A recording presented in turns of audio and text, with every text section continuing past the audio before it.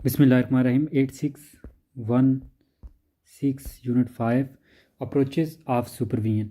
तो सुपरविजन के जो अप्रोचेज़ हैं, आप सबसे पहले ऑब्जेक्टिव तो इस चैप्टर को पढ़ने के बाद स्टूडेंट इस काबिल हो जाएंगे कि वो डिफरेंस कर पाएंगे कि सुपरविजन अप्रोचेज़ और टीचिंग अप्रोचेज़ में क्या डिफरेंस है। उनके अंदर क्लियर जो व्यू पॉइंट आएगा about the best type of approach कौन सी है, और अथॉरिटेरियन, लेसेस फ्री और सिनर्जी क्या है। ठीक है, यानी सिनर्जेटिक आगे 7 चैप्टर भी है पूरा। ठीक है, फिर लेसेस फ्री का मतलब होता है जो बिल्कुल फ्रीडम दे देना फ्री टीचरों वगैरह को कि स्टाफ को कि वो अपनी मर्ज़ी से अपना काम करें। फिर क्लियरली डिफरेंशिएट कर पाएंगे कि कौन सी ऑल अप्रोचेज़ हैं, ताकि cognitive, physical, moral development, ego development, face development, emotional, social development और सेल्फ डायरेक्शन, इन चीज़ों में डेवलप करने के लिए कौन से जो है ना अप्रोचेज़ ज़रूरी हैं, कौन से तरीके ज़रूरी हैं। अब सबसे पहले विंस्टन एंड क्रीमर ने जो है ना वो प्रोवाइड किया था 1994 में about instrument identify supervisory approaches, और इसके लिए 4 अप्रोचेस थे। एक थी अथॉरिटेरियन में यही बिलीव करता है कि जो होते हैं सुपरवाइज़र, वो बिलीव करते हैं कि उनके स्टाफ के साथ जो है ना अच्छा रिलेशन है, और वो स्टाफ मेंबर की रिक्वायर कांस्टेंट अटेंशन के स्टाफ मेंबर जो है ना वो रिक्वायर कर रहे हैं कांस्टेंट अटेंशन के, उनको अटेंशन की ज़रूरत है। तो ये अथॉरिटेरियन में था। लेसेस फ्री में था कि वो बेस्ड होता है कि वो स्टाफ को जो है ना फ्रीडम दिया जाए ताकि वो अपनी जॉब रिस्पॉन्सिबिलिटी को अकम्प्लिश कर पाए, मुकम्मल कर पाए। कंपेनियनेबल फ्रेंडली माहौल बनाया जाए ताकि फ्रेंडली बिल्कुल इन्वायरमेंट हो, फ्रेंड लाइक इन्वायरमेंट हो। फिर ठीक है, सिनर्जिस्टिक होता है कि वो एक दूसरे के साथ मिलजुल के काम करना, कि between supervisor and the staff member supervisor should concentrate on 4 star areas of staff competence. तो ये होता है कि एफर्ट होता है, कोऑपरेटिव एफर्ट होता है कि मिलजुल के काम करते हैं। अब फिर आगे हमने पढ़ा कि जो सिनर्जिस्टिक था उसमें 4 तरह के जो है ना वो स्किल्स पे काम किया जाता है। कि स्टाफ की सबसे पहले तो नॉलेज और इन्फॉर्मेशन के नॉलेज में ये था कि वो टीचर के पास जो वो पढ़ा रहा है ना स्टाफ मेंबर, उसके पास नॉलेज हो इतना कि वो नॉलेज आगे कंसीव कर पाए, और इस नॉलेज के साथ साथ उसको अंडरस्टैंड भी होना चाहिए, इन्फॉर्मेशन भी होनी चाहिए कि उसकी ड्यूटीज़ क्या हैं, और current relation, current law, current जो पॉलिसीज़ हैं उनकी भी रिलेशन होनी चाहिए, और उसकी इन्फॉर्मेशन होनी चाहिए ताकि वो उस मुताबिक स्टडी कर टीचिंग कर पाए, ताकि जो है ना वो स्टूडेंट उस लेवल के बन पाएँ जिस लेवल पे गवर्नमेंट ओवरऑल नेशनल लेवल पे बनाना चाहती है। फिर वर्क रिलेटेड जो स्किल्स हैं कि वर्क के रिलेटेड स्किल वो स्टाफ मेंबर हैं, ये सुपरवाइज़र इंश्योर करें कि वो डेवलपिंग ट्रेंड जो है ना उनके फील्ड ऑफ स्टूडेंट डेवलपमेंट के स्टूडेंट को डेवलप करने में जो जो करंट डेवलपिंग ट्रेंड्स हैं वो सारे काम हों, ट्रेंड हो, स्टूडेंट जो टीचर हैं वो स्टाफ जो है वो ट्रेंड हो, उनके पास स्किल हो, जॉब डिस्क्रिप्शन हो कि उनके क्या क्या जो है ना वो रिस्पॉन्सिबिलिटीज़ हैं, क्या क्या उनकी ड्यूटीज़ हैं। फिर इंटरपर्सनल कम्युनिकेशन अच्छी हो, गोल सेटिंग हो, और कंप्यूटर स्किल्स, ये सब उनको वर्क रिलेटेड स्किल्स आती हों। पर्सनल स्किल्स में है कि उनके मेल मिलाप अच्छा हो, स्टाफ की जो है ना वो सुपरवाइजन के साथ जो है ना डेवलप मेंबर वर्क रिलेटेड जो है ना उनके अंदर पर्सनल स्किल्स जो होती हैं इन उन पे जो है ना मस्ट पर्सन स्किल्स भी डेवलप के सोशल हों, वो उनका जो है ना बोल चाल कम्युनिकेशन स्किल्स अच्छी हो, या स्टूडेंट के साथ अच्छा रिलेशन हो, उनके पेरेंट के साथ जो है ना अच्छी हो, बिहेवियर अच्छा हो। फिर एटीट्यूड बिहेवियर पे यानी एटीट्यूड पे काम करे, तो स्टाफ जो है ना वो सुपरवाइज़र पॉजिटिव एटीट्यूड शो करे अमॉन्ग स्टाफ मेंबर, और उन्हें भी पॉजिटिव रहने की जो है ना वो दे, उनको स्ट्राइव करे ताकि वो पर्सनल यूनिट और डिवीन गोल जो है ना उनको अप्रोच करने की कोशिश करें, उनको काम करें। अब सबसे पहले अथॉरिटेरियन आता है। तो अथॉरिटी में आता है जी, school contribution to authoritarian orientation can not be overlooked और in some instances overstated. तो even if its function is often more one of the reinforcement than the creation. तो क्रिएशन से ज़्यादा है इसका फंक्शन जो होता है अथॉरिटेरियन का, लेकिन ये यंगस्टर जो है ना, while many youngster experience authoritarianism prior to entering the school. तो वो स्कूल में इंटर होने से पहले इसको मैनी यंगस्टर जो है ना वो फेस करते हैं। School nonetheless introduce different forms and add a social sanction to previous experience. तो वो स्कूल जो है ना वो एक सोशल सेंक्शन प्रीवियस एक्सपीरियंस पे जो है ना वो करता है। अब नेक्स्ट है जो अथॉरिटेरियन है, वो teacher places firm limits and control on the student. तो अथॉरिटेरियन जो होते हैं ना वो अथॉरिटी से यानी अथॉरिटी का यूज़ करते हैं, ऊपर से जो है ना वो पूरी क्लास, पूरे स्कूल और पूरे जो है ना स्टाफ को कंट्रोल करते हैं स्टूडेंट। तो अथॉरिटी का बेसिकली उनको यही वो बता रहे हैं कि वो ऊपर से अथॉरिटी जारी करते हैं, ऑर्डर करते हैं, फिर असाइन करते हैं स्पेशल। वो जब अथॉरिटी में जो बंदा होता है वो जो स्टूडेंट को सीट असाइन करता है, स्टूडेंट उसी पे बैठे रहते हैं। फिर स्टेट रोज़ वो बनाता है, वो कोई डेविएशन नहीं करता। स्टूडेंट जो है ना वो अपनी सीट के साथ बिगिनिंग से एंड तक क्लास के जो है ना वो चले अटैच रहते हैं, थ्रू आउट द पीरियड वो क्लास में जो है ना फॉलो करते हैं। तो ये होता है अथॉरिटेरियन का एक रोल होता है कि वो इतना यानी उसका लहजा उतना उसका एटीट्यूड होता है। तो वो अथॉरिटेरियन जो वैल्यूज़ होती हैं वो ऑर्डर फॉर ऑर्डर सेक कि ऑर्डर को फॉलो करेंगे। क्लास रूम जो ऑर्डर होता है वो जनरली क्लेम किया जाता है कि कंडीशन हो जिसमें इंटेलेक्चुअल डेवलपिंग हो यंग की, ठीक है, यंग वंस की जो है ना ऐसा इन्वायरमेंट वो क्रिएट करते हैं ताकि यंग वन की जो है ना वो डेवलपमेंट हो। वो तमाम मीन को यूज़ करते हैं ताकि जो है ना एक बंदे के माइंड को एक डायरेक्शन में जो है ना वो इंडिपेंडेंट बनाया जाए, उसको स्कूल का जो है ना ऑब्लिगेट बनाया जाए ताकि वो फॉलो करे रूल्स को। लर्निंग सेटिंग की जाती है, एक्सपीरियंस की जाती है कि डिज़ायर जो एंड पॉसिबल और विजिबल हैं चीज़ें उनके मुताबिक वो काम करते हैं, उनके मुताबिक अथॉरिटी जो है वो देते हैं और वो उस पर फॉलो भी करवाते हैं, उस पर जो है वो पाबंद करते हैं सबको, ताकि वो स्टाफ को भी और स्टूडेंट्स को भी कि वो जो है अथॉरिटी के थ्रू उन पे को उस पर लागू करते हैं ताकि वो उन चीज़ों को करें परफेक्टली।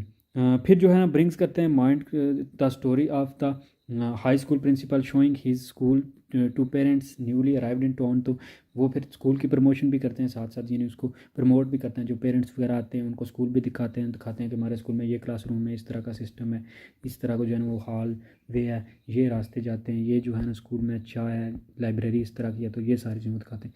अब लेसेस फेयर में आता है कि टीचर को सिर्फ जो है ना उनको अथॉरिटेटिव जो टीचर्स होते हैं ना वो सिर्फ लिमिट पर देते हैं, उनको बड़े कौन जो है ना वो रिस्ट्रिक्टेड और बड़ी रिजिड होती है कि सख्ती, ठीक है। लेकिन जो लेसेस फ्री होते हैं आप कहते हैं कि कुछ जो है ना टीचर्स को भी फ्रीडम होनी चाहिए कि वो अपनी मर्ज़ी से अपनी जो है ना अपने डिज़ायर से अपनी will say job responsibility perform कर सकें। Since the authoritative teacher place limits and control on the student but simultaneously encourage independence, लेकिन वो इंडिपेंडेंस को भी इनकरेज करते हैं। This teacher often explain the reasons behind the rules and decision.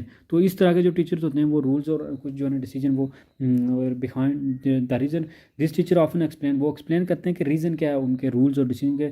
तो अगर कोई स्टूडेंट डिसरप्टिव है तो वो टीचर ऑफर करता है पोलाइट और फिर जो है ना रिपेयरमेंट उसको देता है। This teacher sometime metes out discipline but not only after care, वो केयरफुल जो है ना कंसिडरेशन दिखाता है सर्कमटेंस के। जो अथॉरिटिव टीचर होता है वो ओपन होता है, वो कंसिडरेबल होता है, वो वर्बल इंटरेक्शन करता है, क्रिटिकल डिबेट करता है, यानी वो क्रिटिक भी करता है, ठीक है, तनकीद भी करता है और फिर वर्बल डिस्कशन इंटरेक्शन भी करता है। फिर वो स्टूडेंट को जानता भी होता है और जो स्टूडेंट इंटरेक्ट करते हैं उनके साथ वो फिर रिलेटिव क्वेश्चन और कमेंट भी करता है। फिर वो टीचर को स्टूडेंट को मोटिवेट भी करता है कि वो क्वेश्चन भी करें उनको, यानी फ्री इन्वायरमेंट भी देता है। इन्वायरमेंट वो ऑफर करता है स्टूडेंट्स को अपॉर्चुनिटी ताकि वो लर्न करके प्रैक्टिस कर सकें, कम्युनिकेशन स्किल कर सकें, ताकि वो इन चीज़ों को इंप्रूव कर सकें, वो बात भी कर सकें। ये फ्रीडम भी उन्हें वो टीचर देता है जो अथॉरिटेटिव टीचर होता है। फिर वो in different teacher is not very involve the classroom, तो वो फिर डिफरेंट टीचर होता है, वो हर क्लास में not very involve in the classroom, वो क्लासरूम में नहीं अटैच, वो फिर उन बच्चों को थोड़ा फ्रीडम देता है। वो टीचर सिंपली जो है ना want take the necessary preparation time and may use the same material year and after year, वो हर साल जो है ना एक ही किस्म की सिर्फ बुक को नहीं फॉलो करता बल्कि उनको क्लासरूम को जो है ना वो करता है, लेकिन वो क्लासरूम इसमें जो है ना वो डिसिप्लिन लैक कर जाती है। अब दिस टीचर जो है ना वो टीचर ये जो एक्सेप्ट करता है impulses and action and is less likely to monitor their behaviour, वो उनका बिहेवियर इतना मॉनिटर नहीं करता। This the teacher strive not to hurt the student feeling and he's has difficulty saying no or enforcing rule, तो वो फिर teacher जो है ना वो लॉ भी इन्फोर्स नहीं सही कर पाता और वो फीलिंग और स्टूडेंट को इतना फील भी नहीं कर पाता। करैक्टरिस्टिक्स क्या हैं जी लेसेस फेयर सुपरविजन के लेसेस कि अगर वो टीचर इस तरह का है तो वो आप उसमें सुपरविजन का क्या रोल होगा, ठीक है। तो लेसेस फ्री जो टीचर होते हैं आप उनको सुपरविजन कैसे गाइड करती है। Very little guidance from leaders, तो वो बहुत लिटिल गाइडलाइन देते हैं, उन्हें गाइडेंस देते हैं लीडर्स जो टीचर्स को हैं। Complete freedom for followers to make, उन्हें कंप्लीट फ्रीडम देते हैं ताकि वो मेक डिसीजन कर सकें खुद के, उन्हें क्या करना है। लीडर जो है ना टूल्स और रिसोर्सेज उन्हें प्रोवाइड करते हैं कि आपने आप ऐसे स्टडी करनी है, ये करना है। या फिर ग्रुप मेंबर जो है ना एक्सेप्ट किया जाता है कि सॉल्व प्रॉब्लम करें अपनी अपनी खुद, पावर उनको हैंडेड ओवर की जाती है ताकि वो जो है ना वो leaders still take responsibility of the group decision and action, वो ग्रुप डिसीजन भी ले सकें और एक्शन भी ले सकें। बेनिफिट्स क्या हैं इस तरह के जो लेसेस फेयर सुपरविजन है। Like other supervision approaches the declarative style has both a number of benefits and shortcoming, तो इसके बेनिफिट्स भी हैं और इसके शॉर्ट कमिंग में it can be effective in situation where group members are highly skilled motivated and capable of working on their own, तो ये situation वहाँ पे बहुत ज़्यादा इफेक्टिव होती है जहाँ पे लोग बहुत पढ़े लिखे होते हैं, हाईली स्किल्ड होते हैं, बड़ी उनकी स्किल होते हैं, स्किली होते हैं, जिन वो जानते होते हैं, पहले से एक्सपीरियंस होता है उनके पास, तो वो खुद ब खुद जो काम करना जानते होते हैं। जो है ऑटोनॉमी उनको प्रोवाइड की जाती है मेंबर्स को ताकि वो सेटिस्फाई कर सकें अपने वर्क को और जो है ना वो अपनी मर्ज़ी से काम कर सकें। ये यूज़ की जाती है उन सिचुएशन में where followers have a high level of passion and intrinsic motivation for their work. तो वो यहाँ पे वहाँ पे यूज़ किया जाए जहाँ पे लोगों को होता है कि वो बहुत मोटिवेट होते हैं, वो काम से साथ बड़े इन्वेस्ट होते हैं और वो अपना काम करते भी जानते होते हैं, करना जानते होते हैं। While the conventional term of this style is laissez-faire and implies a completely hands-off approach, many leaders still remain open and available to group member for consultation and feedback। तो बेशक ये लेजेस फ्री प्रोवाइड किया जाता है, free दिया जाता है उनको फ्रीडम, लेकिन फिर भी जो है ना कुछ लोग होते हैं, कुछ जो मैनेजमेंट में लोग हैं, कुछ जो हैं वो करते रहते हैं, वो ओपनली बोलते रहते हैं और फीडबैक और कंसलेशन देते रहते हैं उसको, ठीक है, सलाह देते रहते हैं। फिर डाउन साइड इसका क्या है, लेसेस फ्री जो सुपरविजन है आइडियल नहीं है सिचुएशन में जहाँ पे ग्रुप मेंबर लैक कर रहे हो, नॉलेज और एक्सपीरियंस ना हो, वहाँ पे वो कंप्लीट अपने टास्क या डिसीजन नहीं बना सकते। इस तरह जो है ना वो ये some people are not good at setting their own deadlines. तो वो कुछ लोग इतने अच्छे नहीं होते कि वो अपनी डेडलाइन को जो है वो सेटिंग कर पाएँ, मैनेजिंग देयर ओन प्रोजेक्ट, अपने प्रोजेक्ट को जो है ना वो मैनेज कर पाएँ और सॉल्विंग प्रॉब्लम कर पाए देयर ओन। तो इस वजह से वो यहाँ वहाँ पे ये बड़े जो है नुकसान पहुँचाएगी। कुछ सिचुएशन में जो है लेसेस फेयर है, ये स्टाइल लीड करता है पूरली ताकि defined role with in the group. तो फिर जो है ना टीम मेंबर जब रिसीव करेंगे लिटिल आर नो गाइडेंस, तो वो माइट भी जो है ना वो sure about their role with in the group and what they are suppose to be doing with their time. तो वो अपने टाइम के साथ फिर कुछ भी करेंगे वो गलती होगा। इसी तरह लेजेस फेयर जो है सुपरवाइज़र वो सीन करेंगे अन इन्वॉल्वमेंट को, वो ड्रा कर लेंगे खुद को। सुपरवाइज़र अगर खुद को ड्रा कर लेंगे तो वो फिर लैक ऑफ कोहेसिवनेस को, वो अटैचमेंट ख़त्म हो जाएगी ग्रुप के साथ। इस तरह जो है ना वो फिर डिस्टर्बेंस पैदा होगी और जो होगा ना पिकअप होगा वो लेस जो है ना कि लेस केयर होगी और कंसर्न वाला प्रोजेक्ट जो है ना वो इतना भी नहीं होगा, क्योंकि फिर जो है ना वो लेसेस फ्री में इतने स्टूडेंट फ्री हो जाएंगे वो फिर काम करना छोड़ देंगे और टीचर भी जो है ना वो इतना रिस्पॉन्ड करना छोड़ देंगे, क्योंकि जब उनसे मैनेजमेंट नहीं पूछेगी, जब उनसे सुपरवाइज़र नहीं पूछेंगे। नेक्स्ट है जी सिनर्जिस्टिक सुपरविजन। तो सिनर्जिस्टिक सुपरविजन मेन मकसद यही होता है कि वो स्टाफ के साथ कोऑपरेटिवली काम करता है, मिलजुल के काम करता है। Synergistic supervision has been described as having the greatest utility for work with student affair professional. तो ये ऐसे लोग होते हैं जो स्टूडेंट प्रोफेशनल अफेयर के साथ बड़ा काम करते हैं, स्टूडेंट्स की फीलिंग्स को समझते हैं, स्टूडेंट के साथ रहते हैं, मिलजुल के उनके काम करते हैं, ताकि जो ना उनके काम नहीं करते बल्कि उनके साथ मिल के काम करते हैं, ताकि जो है ना वो उनकी जो ज़रूरियात है उनको मुकम्मल करें। स्टूडेंट टीचर के साथ जो है ना वो कोलैबोरेटिव काम करें और टीचर्स को गाइड करें। इसमें क्या होता है ड्यूल फोकस में अब क्या होता है कि वो स्टाफ मेंबर जो ना सिर्फ गोल रिकग्नाइज़ करते हैं कि गोल हमारे के यहाँ सिलेक्टिंग करते हैं, बल्कि उनको अकम्प्लिश करने के वेज भी बताते हैं, स्ट्रैटेजीज भी बताते हैं। तो ये होता है ड्यूल फोकस के, दो फोकस करते हैं वो एक ही साथ। जॉइंट एफर्ट में आता है कि सुपरविजन जो है ना वो some not something done to staff but rather एक कोऑपरेटिव एक्टिविटी करते हैं, दोनों मिलजुल के करते हैं, जॉइंट होके, ठीक है, जॉइंट एफर्ट का कंट्रीब्यूशन करते हैं दोनों, बनाने में भी चीज़ें और उनको फिर आगे जो है अप्लाई करने में। तो इसमें जो है ना वो सुपरवाइज़र जो होते हैं, सुपरविजन जो होते हैं वो हेल्प भी करते हैं स्टाफ की, एक तो गोल भी सेट करते हैं, दूसरा स्टाफ की ग्रोथ भी करते हैं, डेवलपमेंट भी करते हैं। जॉइंट एफर्ट में भी दोनों मिल के काम करते हैं। फिर टू वे कम्युनिकेशन यही होता है कि दोनों जो सिनर्जिस्टिक मॉडल ऑफ स्टाफिंग है उस पर ऊपर काम करते हैं और जो है ना वो प्रैक्टिस करते हैं दोनों अपॉन हाई लेवल, ट्रस्ट होता है, कम्युनिकेशन आपस में करते हैं, आपस में जो चीज़ें रिक्वायर होती हैं, जो दोनों जो है ना एक दूसरे के विल को समझते हैं, एक दूसरे को जो है ना वो प्रॉब्लम्स, एक दूसरे की स्ट्रेंथ्स आउटकम्स जो है ना वो वीकनेस को समझते हैं। इस तरह जो है ना वो फिर काम करते हैं, तो वो ये काम होता है। फिर emergent themes compared with characteristics of synergistic supervision is as follows. तो इसके क्या है, सुपरवाइजर एक्सेसिबिलिटी के वो हेल्पिंग प्रोसेस है जिसमें क्या होता है सुपरवाइज़र एक्सेस करते हैं उनकी प्रॉब्लम्स तक, स्टाफ मेंबर के साथ कोलैबोरेट करते हैं, फिर उनके साथ जो है ना कोऑपरेटिव लर्निंग करते हैं, उनकी हेल्प करते हैं, कोऑपरेटिव टीचिंग में हेल्प करते हैं। मीनिंगफुल इंटरेक्शन होता है विद सुपरवाइज़र के, कोऑपरेटिव एफर्ट दोनों करते हैं। मीनिंगफुल जो इंटरेक्शन मीनिंगफुल होता है, एक दूसरे को सुपरवाइज़ करते हैं, ठीक है, सुपरवाइज़र स्टाफ को गाइडलाइन देता है, उनको उनकी कोचिंग करता है। यूटिलाइजेशन ऑफ फॉर्मल इवैल्यूएशन करते हैं कि कितना उन्होंने गोल जो है ना वो अचीव किए हैं और किस तरह अचीव किए हैं और कितने जो है ना वो बाकी रह गए हैं, तो अगर कोई रह गई है कमी तो वो क्यों रह गई है। फिर जो है प्रोवाइड यूनिक सुपरविजन प्रोवाइड करते हैं, यानी जॉइंट एफर्ट और टू वे कम्युनिकेशन के थ्रू जो है ना प्रोवाइड यूनिक सुपरविजन जो है ना एक बिल्कुल जो है ना न्यू किस्म की यूनिक और प्रोवाइड करते हैं प्रोफेशनल डेवलपमेंट अपॉर्चुनिटीज़। फिर जो है ना सिनर्जी एजुकेशन सोल्यूशन है वो वर्क डायरेक्टली करता है with educator, professional and parent organisation and publish to improve student learning and achievement in over nation schools. तो वो फिर स्कूल के में जो है ना वो लर्निंग को इम्प्रूव करता है, ताकि जो है ना वो जो बच्चे हैं वो फ्यूचर के लिए तैयार हो सकें, ऐसी जो है ना वो बनाते हैं। अब डेवलपमेंटल अप्रोचेज़ में क्या है, तो developmental approaches to teaching and learning simply put catering to the needs of an individual learner through an individual program that works with their minute long A range of measures. तो ये इसमें कुछ major किए जाते हैं, कुछ चीज़ें की जाती हैं ताकि जो है ना वो डेवलप किया जाए स्टूडेंट्स को भी और टीचर्स को भी। तो ये मैनेजमेंट करती है। सबसे पहले जो है ना वो इसमें होता है कोग्निटिव, कि मेंटली जो है ना उनकी बिहेवियर को दुरुस्त किया जाए, उनकी चीज़ों को। Cognitive, their brain readiness for mastery of existing concept and introduction to new Australian curriculum challenge. तो ये ऑस्ट्रेलियन करिकुलम चैलेंज था कि वो कैसे जो है ना वो कॉग्निटिव स्किल्स लोगों में डेवलप करें, कंसेप्ट और न्यू जो है इंट्रोडक्शन कैसे करें। तो ये फिर ऑस्ट्रेलिया वालों ने इसके बारे में जो है काम किया। ऑस्ट्रेलिया जो करिकुलम था उसमें उन्होंने ये चैलेंज को वो जो है वो टैकल करने की कोशिश किया। फिर फिजिकल के फिजिकल ग्रोथ यानी उनकी मोटर स्किल, बॉडी को यूज़ करना कैसे जो है ना, range of learning and social, यानी जिस तरह रिदम होता है बॉडी में, जिस तरह वो एक डांस में नहीं रिदम होता है, इस तरह जो है ना वो बॉडी को कब प्रॉपर यूज़ करना है, कैसे यूज़ करना है, ताकि तो ये स्किल जो है ना वो लोगों में इम्प्रूव की जाए, डेवलप की जाए फिजिकल। फिर मोरल डेवलपमेंट हो ताकि वो एथिक्स मोरल को समझें, ठीक है, किसी माशरे में जो जो कदरें हैं, जो जो स्टैंडर्ड हैं उनको समझें।